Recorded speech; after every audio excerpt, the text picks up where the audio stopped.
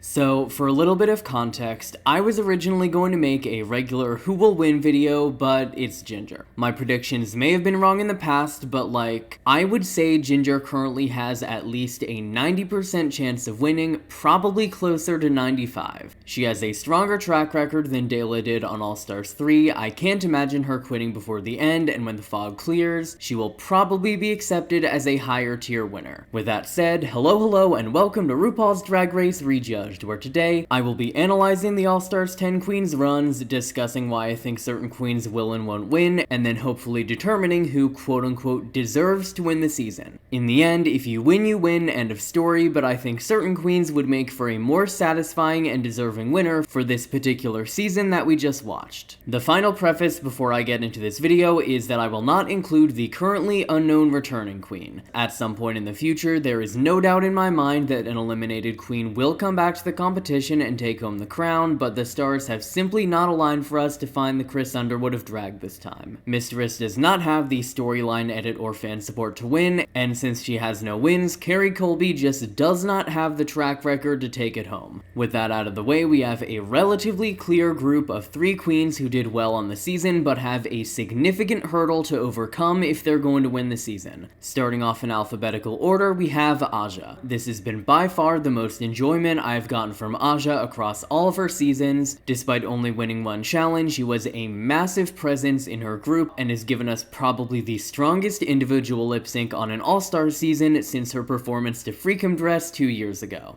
On a more negative side, I think the main reason Aja probably won't win is her track record. While we have gotten winners with just one win before, it was queens like Willow and Evie who were in the top several times. With Aja, she had a great premiere but ended up landing in either the functional or explicit bottom 3 of her middle 3 challenges. I would really be happy for Aja as a person if she won, but unfortunately, looking at this from a competition perspective, I don't see production crowning her, and I don't think she really had a winner performance and track record on the season compared to All Stars 3, if that makes sense. Next up, we have Daya Betty. Daya was one of the queens I was most excited for going into the season, and while she did do a pretty good job, I feel like Mistress's drama and the larger cast kind of overshadowed her. Just like Aja, Daya came out the gate with an amazing performance in the first part of her group, and then kind of plateaued. The main reasons I think Daya won't take it home are her track record and lip syncs. 2 wins and no bottoms is by no means a bad track record, but the average finalist on the season has about 2.5 wins, which means that to deserve a season win, Daya is going to need to dominate the lip syncs in this finale. This of course leads into her lip syncs. Daya is by no means a bad lip syncer, but she is very song dependent. If for some reason production gives us a finale of rock, punk, and ballad songs, I would say she has a shot, but as we stand now, I don't think she's going to be taking home a season with what is likely a 3-tiered lip sync for the crown. On season 14, I was 100% Team Daya, so a part of me would love to see her walk away with the crown, but the more realistic side of me says that a Daya win would probably be a pretty unsatisfying end to this season unless she blows us away in the finale. Moving on, we have Irene the Alien. Irene's run on the season is the definition of an All-Stars glow-up. Going from first out to 3 wins in a row is one thing, but going from first out to 3 of the least controversial wins of the season is something else entirely. Irene's run is even more impressive when you consider what challenges she won. I mean, absolutely no shade to Dela and Ginger, but they both got to do some form of comedy or acting challenge 4 weeks in a row. At the same time, Irene was out there winning performing challenges, comedy challenges, and fashion challenges. The main reason I think Irene won't win the season is her lip sync skills. Just like Daya, Irene is also incredibly song dependent, and unless her lip sync skills have vastly improved over the season break, I just don't think she takes it home in a satisfying way. Her lip sync track record is currently 1 for 4, and her one win was a relatively close win against Bosow, who is in turn not a massively strong performer. If Irene had been able to keep up her Group 1 momentum, we would be having a completely different conversation right now, but while Ginger got 3 wins and kept things going, Irene got 3 wins and then kind of faded into the background. The next queen I'm going to discuss kind of serves as a midpoint between the two groups, Lydia Collins. Lydia Collins had both the least time and some of the best planned and executed runways of the season. This is a masterclass in how to do All-Stars, and I don't think anyone would have batted an eye if she had won all 3 challenges in her initial group. My only complaint about her edit is that I wish we got a little bit more time to see her interacting with the other queens as someone who literally just came back.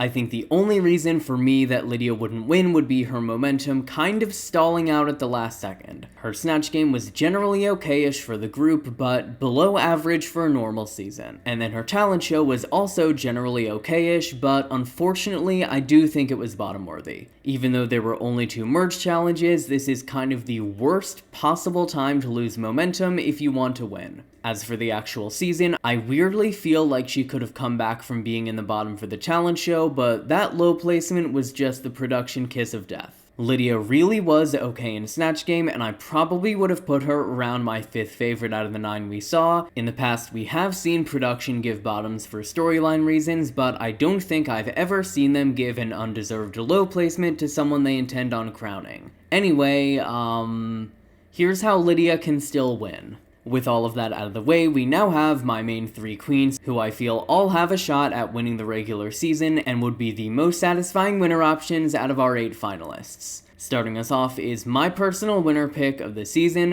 Bosow. On one hand, an All-Stars glow-up is about doing better than on your original season. On the other hand, an All-Stars glow-up is about finding your groove and simply showing a more elevated version of yourself. Bosow killed both of those categories. Bosco's only weaknesses on her original season were verse writing, where she was high on All-Stars 10, Snatch Game, where she should have been high on All-Stars 10, and lip syncing, where she delivered one of the best individual performances of the season. She has been the full package in challenges this season, and she is one of the few finalists that I feel actually deserves a better track record than they had. I think the only way that Bosow ends up not deserving to win the season would be lip sync skills. Bosco's style is incredibly song dependent, but I think she's shown a lot of growth since season 14. I don't think a win would be entirely out of the question compared to some of the previous queens, but since she has been a weaker lip syncer, if she does bomb the finale and ends up getting pushed, I don't think she would be a particularly deserving winner. The main argument for why Bosow won't win the actual season is Snatch Game. Just like Lydia should have been safe, Bosow was an obvious 3rd and should have been high. Production not putting her in the top means the Bosow alarm bells are ringing. Next up we have Rejudged. It is very hard to vastly improve over a season without negative critiques, but Rejudged found a way. Her design look was the best look she has ever made on the show, her roast was better on All-Stars 9, and then her musical was only worse because of the part she ended up with, not anything she did. I would say overall though, Snatch Game was the biggest improvement. If you had told me 3 years ago that Rejudged would be within striking distance of Ginger Minj in a Snatch Game, I don't think I would have believed you. Rejudged hasn't just shown massive growth for 3 years, she has also really improved over where she was a year ago, which is not an easy feat. Her weak point on the season was the design challenge, and even then she was a solid 4th. While there is also the point that her All-Stars 9 talent show was slightly better, this one was definitely on the higher end of the cast. I think the main argument against Rejudged deserving to win would be her alleged favoritism. I personally don't see the issue, but I've seen a lot of people complaining that production added a performing aspect into the roast and that Rejudged was top 2 for the musical over Carrie. I disagree, but I do understand the vision. For the actual season, I think if Ginger wasn't there, Rejudged would be the clear and obvious frontrunner. With Ginger there, I think her and Bosow still have a slim chance depending on the finale song choices. Finishing us off as the likeliest queen to win the season, we have Ginger. Like I said before, I will be shocked if she doesn't win. She now has the best track record ever seen on a US franchise and tied the record for most consecutive wins.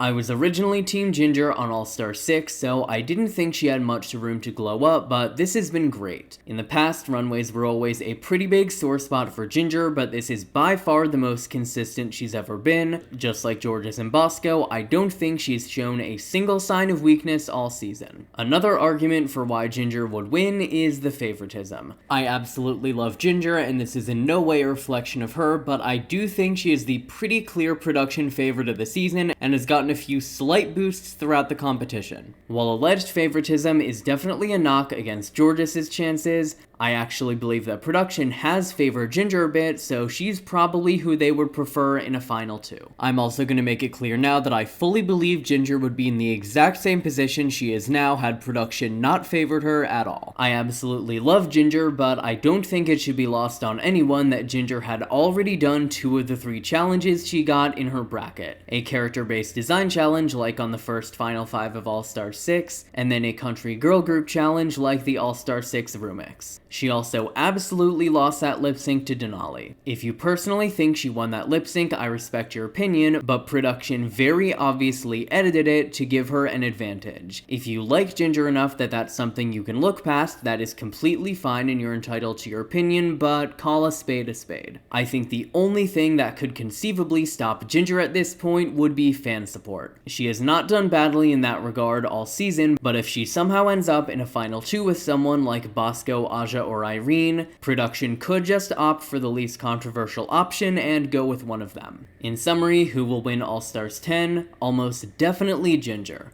Then for who deserves to win All-Stars 10, everyone is obviously entitled to their own opinions here. I am Team Bosow, but I also think that Ginger, Jorgeous, and possibly Lydia would be the most satisfying outcomes for the season depending on how the finale plays out. Do you want non-Emmy nominated gay shit?